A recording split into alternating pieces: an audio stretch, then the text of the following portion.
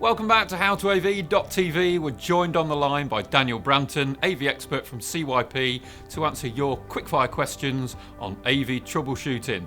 Dan, next one on the list, video timing errors. What are they? Why are they a problem? Most importantly, how do we fix them? Yeah, no problem. Thanks for having me, Chris. So essentially video timing is all about what the source is outputting. So video timing would be, for example, is it a 1080p signal at 60 Hertz, 4K signal at 60 Hertz or 50 Hertz? So that's basically your video timing. So video timing errors would tend to be found in a larger AV system where there's maybe an incompatibility of video timing.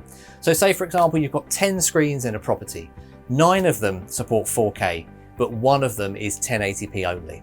This means the source is forced to output 1080p. That means you've sacrificed the 4K quality on 9 of your TVs. So this might be classed as a video timing error, where there's basically an issue within a larger system.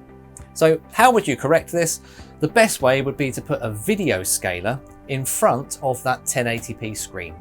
So basically a video scaler or a downscaler will take in the 4K signal, it will downscale that to something that the screen can accept, in this case 1080p. You've then resolved your issue.